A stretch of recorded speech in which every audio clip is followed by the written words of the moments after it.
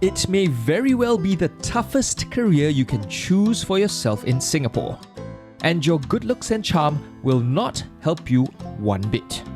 In fact, you'll probably end up dressing like this on most days and feeling like this every day.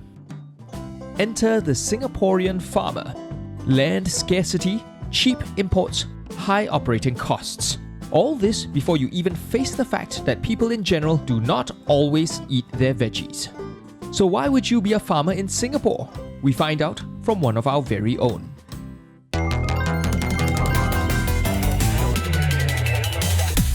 Leonard Teo, the founder of urban farm Straits Agriculture, is here with us today. Farmer Teo, welcome. Woo! Yay! Okay, we have many things to get into today.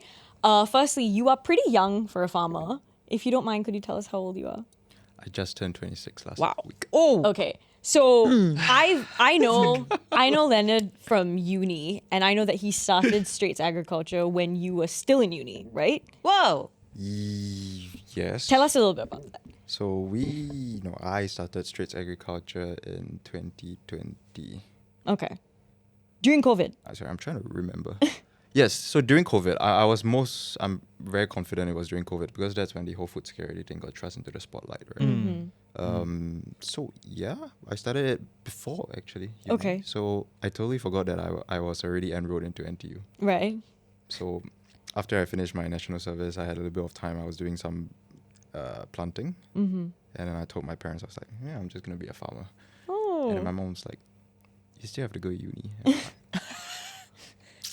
I'm like, fine, but I'll do both. So tell us a bit about Straits Agriculture. So you guys are aeroponics? Explain to us what that is. So we started as an aeroponics farm. Okay. So we are, I would say this, we are probably the only real and true aeroponics farm in Singapore. What is aeroponics? So aeroponics is actually, so we break up the word, right? Aero Yeah. stands for air and ponics basically means put to use. Okay. So you put the air to use. So in very simplistic terms, we're using air to grow plants. So we're using air to grow plants, right? So aeroponics it's a subset of hydroponics where we grow without soil and we use basically water to grow our plants. It's a more efficient way, it's more effective. The way I put it, or the way I would tell people is that aeroponics is exceptionally effective in plants that regenerate. So things like kale, where we can pluck them and then I call it a cut and grow plant. So every time you cut it, it grows back, right? So this kind of regenerative plants, aeroponics really shine to showcase how good or how fast the plant can regenerate. Sorry, ignorant person like me. What's the difference between hydroponics and aeroponics? So we break up the words again. Okay. He's an Hydro English stands teacher for now. water. Yeah. Ponics stands for put to use. So there's not much difference. So hydroponics is actually just a big umbrella name for it. So most hydroponic farms, there are quite a lot of hydroponic farms in Singapore. Most of the urban farms that we see nowadays are all hydroponic farms. So basically they are just some form of technological growing involved in these farms. Aeroponics is just a subset of hydroponics, where aeroponics is a bit more advanced. Ooh. Yeah. So you actually... Fun slave. Yeah. It is really quite advanced because you... In hydroponics, so we also are hydroponics, right? So we have two different systems on a farm. We have a hydroponic system and an aeroponic system. Both grow very different plants. Hydroponics is generally more simple, easier to set up, more effective for certain crops. And then aeroponics is a bit more advanced, a bit more complicated to work with. Because we need to pressure water at a very high pressure. So about, somewhere from 8 to 12 bar sometimes. Right. So you have a very strong palm that sometimes break down quite often, which is pain in the ass to work with. Oh my God. Nozzles clog and all these kind of things. So then would your preference be hydroponics? No, my preference would still be... Aeroponics, the more complicated one. Give it to me. it's like that. So it's not that you don't grow plants without water and just air. It's just that you... Okay, so with less? it's hard to illustrate this with words, but if you think of so we grow it, our aeroponic towers are vertical towers, so think of HDBs, okay? Okay. So we have many units in a HDB, Okay. one tower, okay? In the tower, it's completely hollow. Okay. Okay. So the plants basically stick their head out from the window of this HDB tower. Cool. Okay. So everything else is inside this Okay. chamber, which is the inner side of the building, this HDB building, right? And in that, we pressurize water into mist or water vapor, and it fills this entire chamber up, and then that's where the roots grow inside and then pick out whatever they need. What sparked that want to get into this? I like eating my vegetables, but I feel that Singapore's vegetables, at least at that time, were rather substandard. Still the same. Because you haven't tried ours yet. Branding. We'll have a link in Got the link in the description for a discount code. Yes. Okay, I can make that happen. So, Oh, so nice. that is actually one of the main reasons why I started. If I'm going to eat vegetables, I want to eat something that is already nutritionally dense, but also I want it to taste not too bad. Yeah. Right? So that's one thing that I wanted to do. Most vegetables that I bought in Singapore didn't fit my palate, right? And I like to think I'm relatively well traveled, so I think I'm quite lucky in that aspect. So I've been to places like Australia, New Zealand, Europe, some European countries, even America, where I've seen family farms. I had road trips in oceanic countries. And then you pop by all these family farms, and then they have really weird apples, for example, that you've never seen before, right? So the apples that you see in Singapore are probably like Envy and Pacific Rose, right? And they can be up to 14 months old by the time they reach Singapore shelves. Okay, so Wow. so every time you go to this family farms, you try their apples, and they are like what we call heirloom varieties, right? Yeah. And it tastes fantastic. Yeah. And I also tried tomatoes there, kale, Different. aubergines, and all these kind of Yeah. things, and they taste exceptionally much better there than in Singapore. So I went on this task to find out why, and then I realized that okay, so a lot of this produce that we find in Singapore, they are hybridized versions, so they are mixed, crossbred, for example, open pollination, whatever, for specific traits. So what are the traits? For example, we want something shelf life, or we want something that is hardy, so you can maybe travel across vast distances without problems. But it's a pie chart when you deal with a produce like this, where if you want certain things to be increased, like shelf life or hardiness, you have to give up certain other traits. Of course. So that includes things like your taste and your nutritional values, which usually come hand in hand. Yeah. Right? So then in Singapore, we don't have a lot of farms. So we have to import everything. So 90% of our produce are still imported. Yeah. Then naturally we have subpar standards of food. Yeah. So that was one of the main things that was the driving force. The second thing is food security. I like to think I'm quite patriotic. Yeah. So I don't have to carry a gun and fight for my country if I can't. And the third thing is obviously I'm very passionate about sustainability stuff. I would, before the activists or anybody comes after me, I would just say I'm a very practical, sustainable person. So this is more of a guiding principle for the farm. So everything we do needs to be pragmatic, but we make it as sustainable as practically possible. Okay. So, okay, you've been doing this for about, I'd say 5 years? 4 or 5 years? 6 years. Okay. And how, throughout those 6 years, how have you seen the public reception to locally produced goods change? Because, okay, I want to ask you guys, when you go to a grocery store, is imported goods, like a spinach from China, or where do we usually get our spinach from? The imported ones. What kind of spinach are you talking about? Oh God. Okay. Okay. Let's Baby just spinach. Okay, sure. Use China as a let's good use China example. as an example. Guilin Okay. What are you looking for? Because I'm looking for the cheapest option when you go to a grocery store. I just look for the ones that look good. Yeah. Like I'll go to all of them and then I'll You know? smell them. If some of them are wilted, I'm like, this has clearly been here a long time. Yeah. And then Yeah. I just pick what I feel looks Do the you, best. do you really smell spinach? Not smell, I guess. I guess not for spinach, but like spinach tends to wilt very quickly, does. right? And I hate soggy spinach. Like I feel like Nobody that's likes soggy vegetables. yeah, it's Yeah. just gross. How about you, Ewan? I would, the whole look thing, I think is very Asian. Like, oh, this looks good. This doesn't look rotten. Okay, we'll go to the one that looks fresh and has the bright color or whatever else. But under that, after the first time, you probably go for taste, right? So it's interesting that you said that, it has a lot of stuff has been bred for hardiness, a lot of vegetables, and not for taste. But when you travel to other countries, New Zealand, for example, you eat the vegetables, you can taste the difference. Very. So, Japan, and why do they taste different? And why do we get such crappy tasting vegetables? And it doesn't help that our kids already don't want to eat vegetables normally. That's actually a theory I have. I say in Singapore, people who don't want to eat vegetables is because they have never tasted good vegetables. Yeah, I probably. agree. I agree. I do. I agree. I think that's a very fair deduction to make. But I also think a large part of taste, variety, just the quality that we get is also the scarcity that we have in Singapore, right? We don't have the right climate probably for growing a lot of seasonal things that might be wonderful. Only durians. Ma'am, whoa. I love durian. And then also space shortage, right? Like the fact that now we do need to grow things vertically and not in soil when some things perhaps are dependent on soil only to grow. How much do you produce and can you export? In Singapore? In Singapore. Yeah. We don't even produce enough for our local consumption, not to mention exports, right? I think, so we are an urban farm, leafy vegetable urban farm. I think in Singapore, 2024's SFA just released 2024's report. I think we are about 3 to 4% of our local production. Wow. That's quite a drop from almost a decade ago, which was more than about 10%. Oh. Wait, so we've dropped. Oh. Is it because why? Do we know why?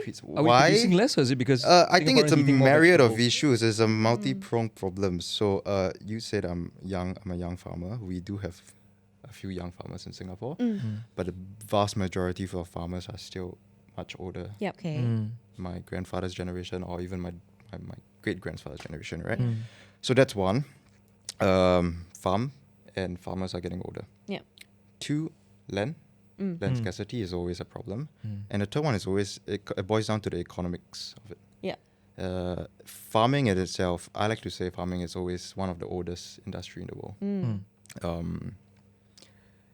A lot of countries, agriculture is the cornerstone of their economy. Yeah. For example, China, the US.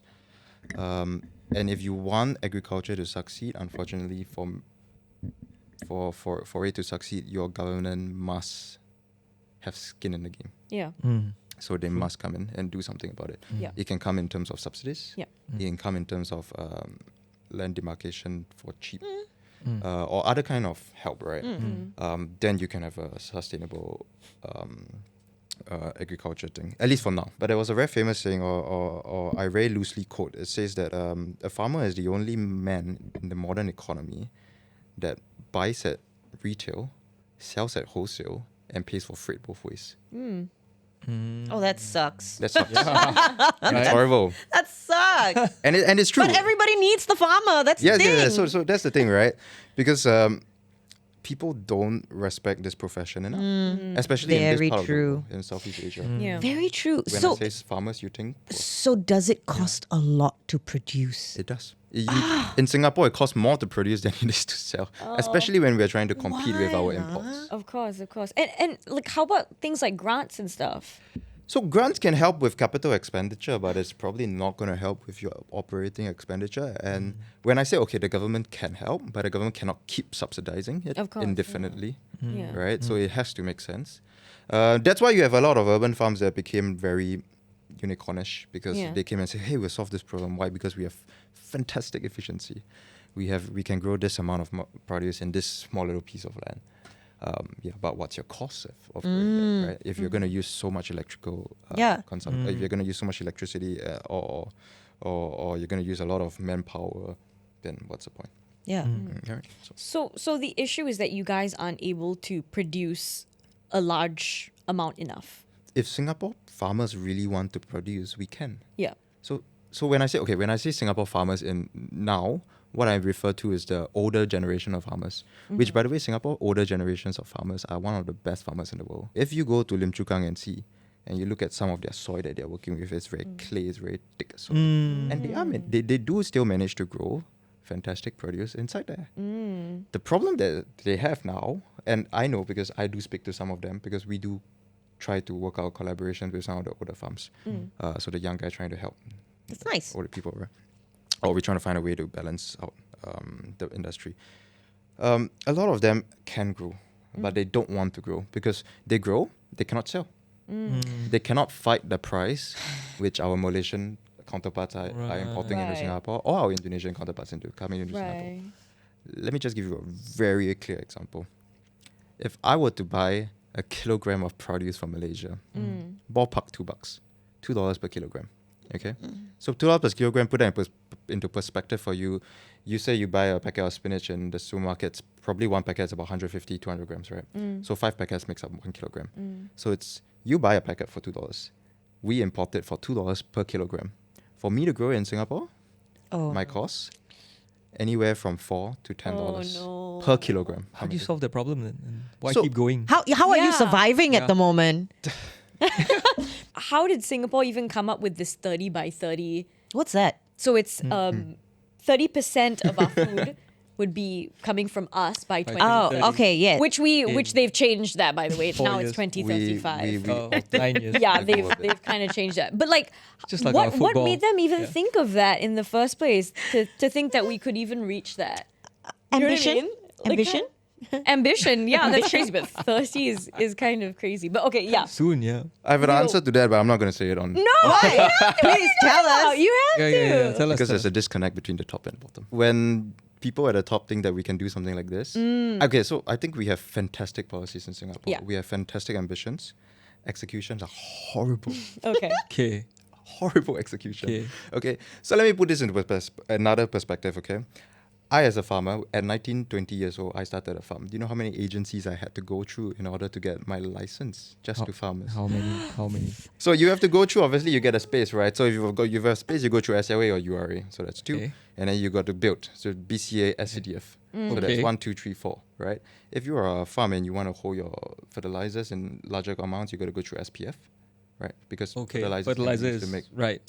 bombs. Explosives, yes. Explosives. Okay, yeah, Okay. yeah. Makes And then you're going to total use sense. water. So if you're a landowner, you want to pool a line for water, you got to go through PUB. UBS. Oh. And then you got to discharge the water somewhere. Right? So Yes. where does that go? NEA. NEA, yes. Okay. And URA probably. And then was you're the dealing next. with plants. So who do you go to work with? Oh. And parks. parks. Oh my god. Yeah. Yeah. Okay. Oh. He's Okay, like some more, go, Yeah, go, yeah, go, yeah. go. And then obviously you have to go. You have to deal with. Sometimes if you work with electricity, you don't deal directly with EMA, but you have to work with certain electrical companies if you're building a Right, farm to right. get preferential rates on discounting. That's Yeah. one more. And then obviously you have to go through SFA to get your farming license. Of course. Right. So That's- that's, oh. 10. 10 different ones. Okay, so minimum 10 lah. Minimum 10, More or less. probably. And that's Oh wait, one more. oh. And if you're a landowner and you need to connect to a road, for example, Oh, LTA. LTA. Jeez. So Electricity, all of that? Yeah, everything. Oh, okay. Wow. So that's different emails, or are we Fun. CCing them? Like, what's the vibe? In fact, I'm going to give a shout out for this YouTuber called Asian Nometry. He did a very good video, and he says like, oh, in certain agriculture strong countries, it takes about 20 odd weeks to get your farm license. You want to guess how long it takes in Singapore? 1 year. It took me, I think, almost 1.5 years plus, and that's because I already had help from quite a few people who were Yeah. It sounds like it's like very- a, No bueno, it's a weeding guys. process to get rid of those who don't really want to do it. You know, so it's like, how much do you want it, huh?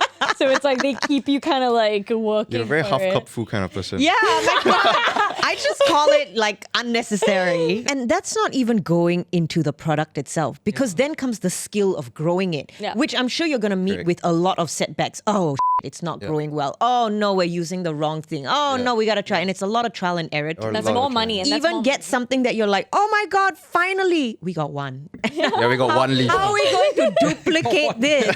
Yeah. And it doesn't mean you duplicate it exactly the same again. Correct, yeah, because Which is it's what Nisha alive, was saying right? just now, right?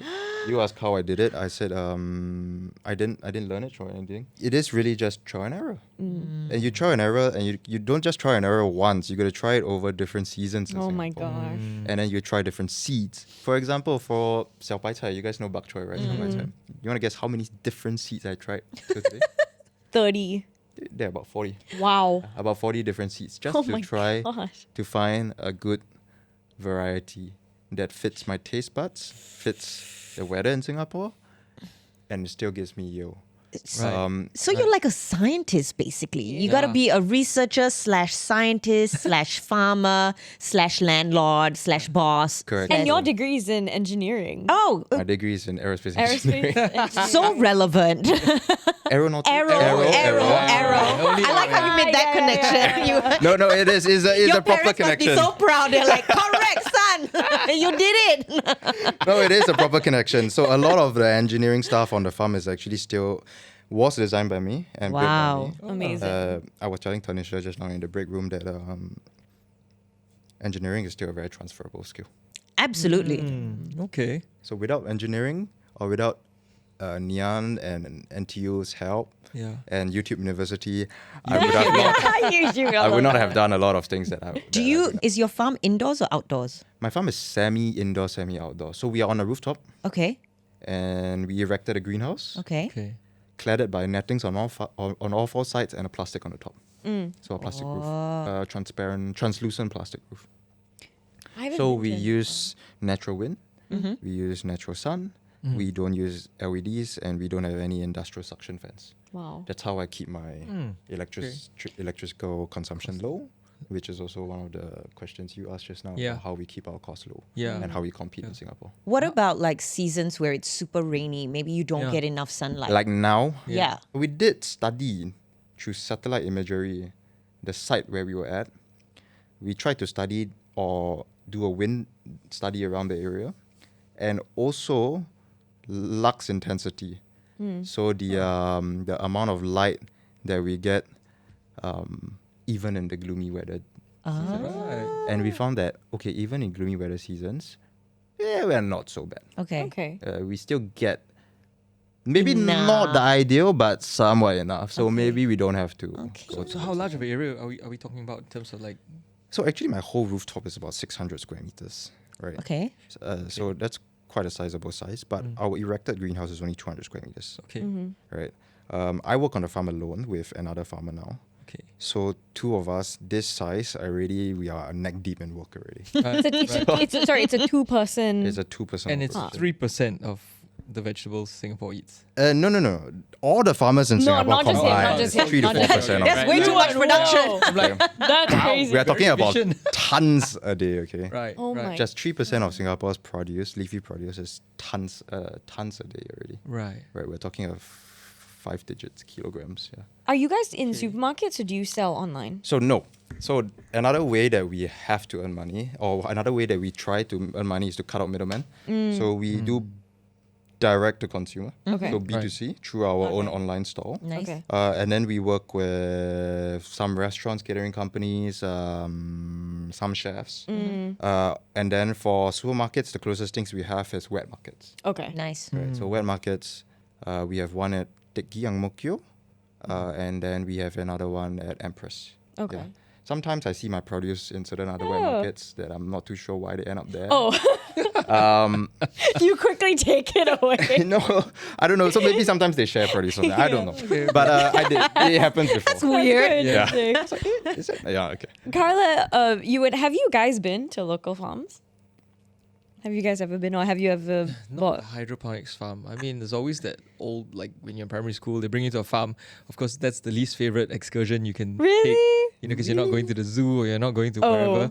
But a farm can be a zoo though. Yeah. So the thing is that I guess, and that's way back when, in the 80s when I was in primary school. So that's a long time ago. 80s. But sorry. Yes.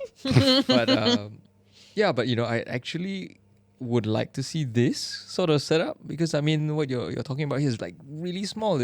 It could be the roof of the block I live at. That's correct. You know, that sort of thing, right? Provided you get through the 10 different agencies that allows you. Yeah. Yeah. Right. Yeah. And it makes me wonder, could we have enough? Because the space is not great. It's not like a huge. You think farming, you think, I need huge tracts of land, and the old school farmers you're talking about, they can grow and they need the soil and stuff. But when it comes to hydroponics, aeroponics, sounds like it doesn't need a lot of space. So the only issue seems to be the whole how much it costs you to produce versus how much it costs to import. That's correct. Yeah, because I really, really like to To a certain taste extent, some of yes. these Yeah. vegetables. I've been to Bollywood veggies. Oh my Yeah, God, I yeah. love that. Bollywood, I That's think the they're called famous one. Bollywood Yeah. farms now, Yeah. and when you go to the restaurant, they make the serve- food, and then you can also like walk through the farm. It doesn't feel like you're in Singapore. It's quite Yeah. nice. I don't know if that's the one I went to, but it was in Kranji. Probably. yeah, Probably. far and away. it's like a farm. It Like is, you yeah. walk Yeah. through, and then they had like a little cooking class as well. Yeah. So we all had to cook whatever we picked from there, and it was great So fun. if it doesn't Yeah. taste good, it's your fault. 'Cause Yeah, but it was amazing. I mean, I think eating something that is that fresh, it's hard to mess up unless you deliberately try to like. Okay, ruin so you it was know. good. It was fresh. It pretty was crisp. Okay. amazing, so crunchy, and it's very surprising to know that you can get all of this Yeah. grown in Singapore. Yeah. You know, You can. Do you feel like a lot of Singaporeans have that disconnect with where their food comes from? Yes. Yes. Yeah. Because I'm sure people mostly get their produce from supermarkets, which are all imported food. Yeah. As long as it's cheap. I think we're all practical. Singaporeans are mostly practical. It's Yeah. whatever's cheap, right? I don't blame Singaporeans for that. Yeah. Yeah. I don't either. I have Especially with the economic. yeah. Yes. for sure. The Yeah. economic- I have a story from my childhood about this, but produce milk, for Okay, example. Yeah. Yeah. How many kids in Singapore have actually seen where milk comes from? Very, very rare, right? We get milk from supermarkets. That's it. When I was really, really young, so I grew up in Germany, and we used to go to Austria really often. And I think I was maybe 5. We went to Austria. We had a farm stay. We were going skiing. We stayed in a farm. And they had a barn with cows, and I remember waking up in the morning, and the ski instructor goes, "I'm gonna go milk the cow. Do you want to come with me?" And I was like, "What does that mean? What do you mean? What do you mean you're milking a cow?" Do they milk themselves? And my mom was like, "Go and watch, go and see." And then that was the first time I saw someone milking a cow, and it blew my mind that Right. milk didn't come in a carton, but it actually Right. came from an animal. And when Yeah. I drank it, it was warm. Right. Like you know, It is. it's warm. It's It warm and is. bubbly. It you know, is. like this is it actually like 5 minutes ago it came from the teat of that cow. You is, know, it is, Yeah. it is. but I think once you have just the connection of where your food comes from, you have more appreciation for it. You don't waste it as much. You really go like, I'm only gonna buy what I need, right? Like, yeah. But if you are just a consumer and you buy, and you're like, avocado's rotten. I paid $5 for it, but it's fine. I'll chuck it away. Yeah. Dude, $5 is a lot of money to a lot of people. And that farmer, avocados take up a lot of water, apparently. Correct. Avocados are not very sustainable. Yeah. They're crazy, and also take so long to ripen. I'm not saying We're not that. gonna shit on. We're gonna on your avocado No, toast. they're great. They're fantastic. There are Great bigger fats. Yeah. there are No bigger food bashing, sustainability goals that we can hit before going after your avocado. Right, for sure. But I mean, I guess that story is just to say that like in Singapore, we're not really exposed to that. It's funny that you said that because like Singaporeans love food. Yeah. So you would think that they would want to know where their food comes from, but I just feel like I don't think they care. Yeah. As long as it tastes good, Yeah. it can come from and it's Timbuktu. affordable. yeah. I don't care how it got here. Yeah. Just give it to me. I want it seasoned now. with Yeah. MSG. Yeah. Seasoned with MSG Yeah, is 20% crazy. MSG, please. Yeah, they don't care. Via Grab food, maybe. Grab Yeah, food. grab food. Drone, maybe. Who knows? So then I guess like to reach this new goal of 20 by 35, Yeah. what do you think it will take? A lot more Leonards. A lot more farmer tours. So time to have kids, man. Unfortunately, I think my career now cannot sustain me having kids. Unfortunately. Oh no. Can't even sustain me. Oh no. Not to mention my kids. Actually, yeah, okay, this is another question I want to ask. Has there ever been a moment where you've just wanted to give up? Oh, like every day. Oh No, I'm serious. Like every day. Okay, so there was a really crucial period, which I think was last year. So I graduated last year, right? So that was our 4th or 5th year running. So I think our 4th year, I think somewhere near my exam period, I popped by to the farm and I realized my farm had a system failure.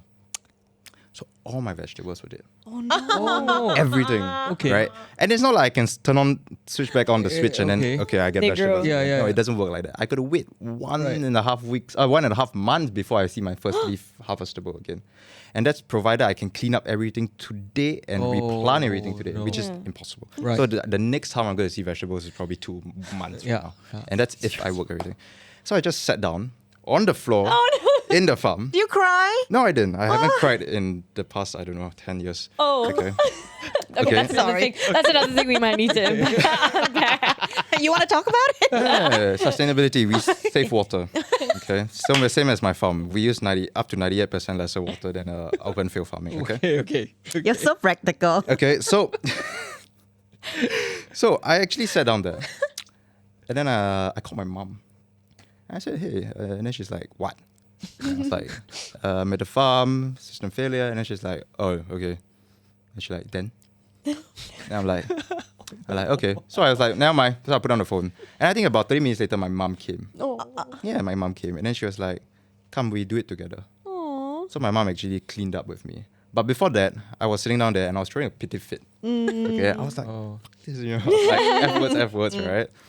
And I was like, at that point in time, I really said, yeah, screw it, I'm done. I'm done with this. Like, why am I doing this for my country, which doesn't even want to help its own self? Can't help a country that doesn't want to help its own self, right?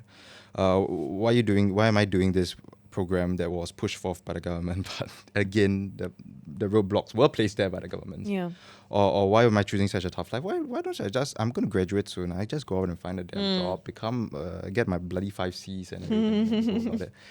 And then my mom was like, yeah, you won't, man. You're not that kind of person. Just like, Nice. just clean up and then we'll try again.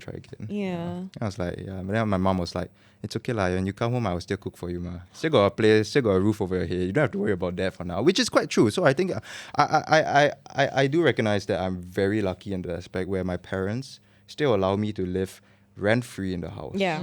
Right? And allow you to fail and get back up and That's try. correct. And wow. So I know that not every parent would be so rewarding like my be so, what's that word for it, encouraging like my own parents, but I think my parents are like that, and I think that's very good. Well, obviously there's, on the flip side, they're like, when are you going to start earning real money to and then I was like, yeah, after I graduate, 2 years. I give myself 2 years, we'll get it up and running and everything, and we are quite on track to that.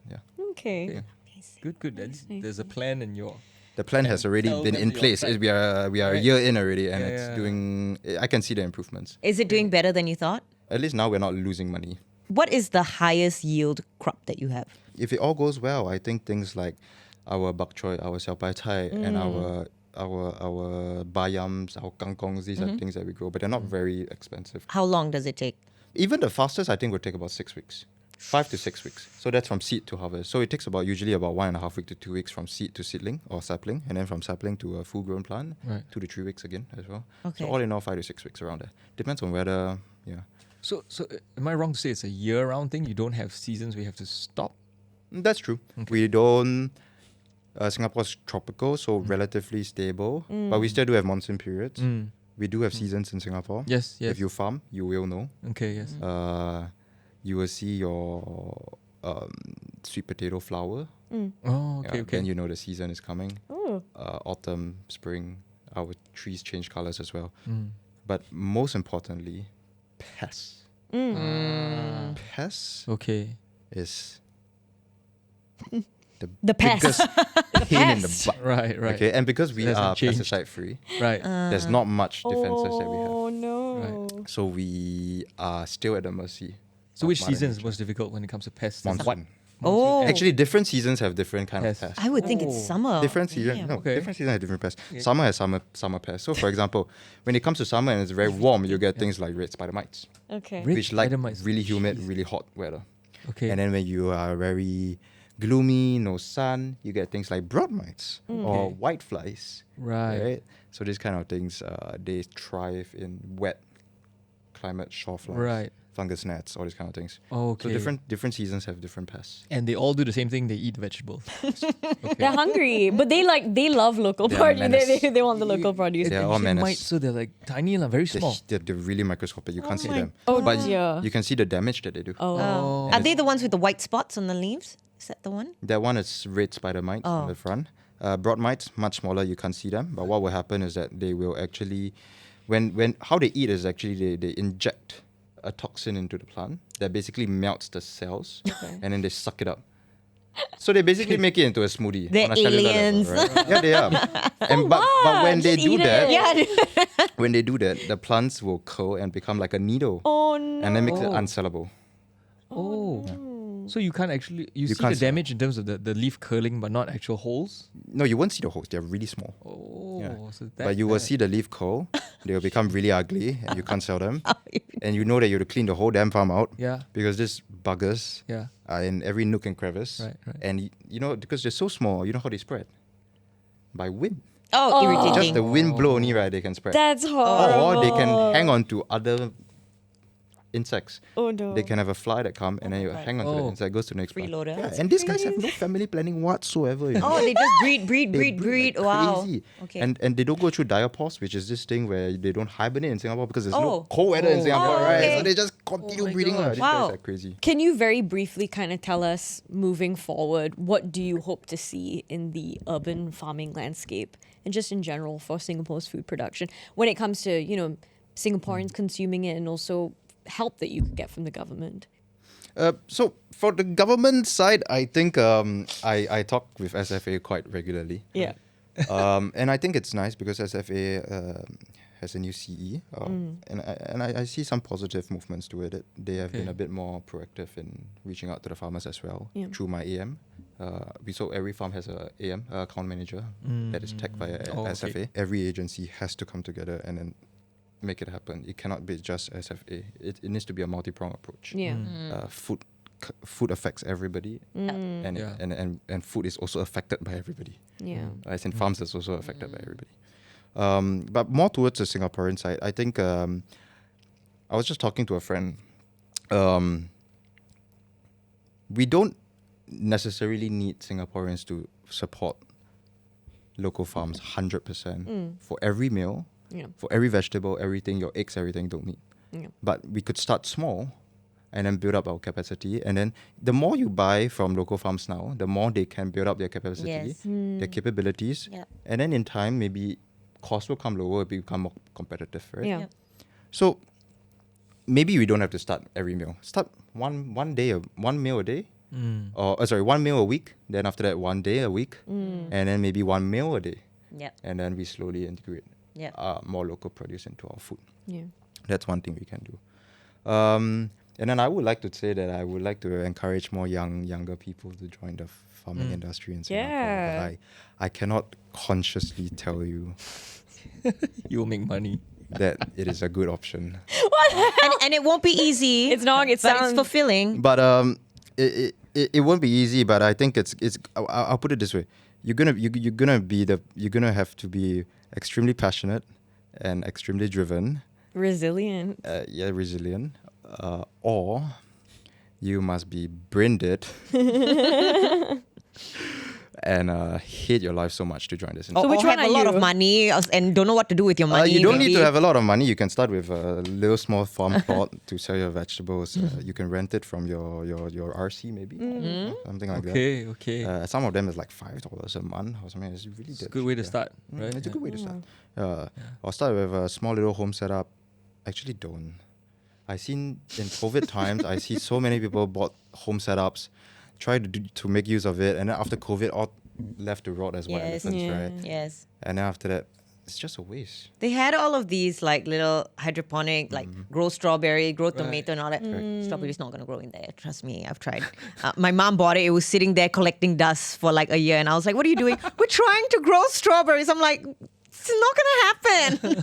What are you doing? Might be a skill issue though. It probably is.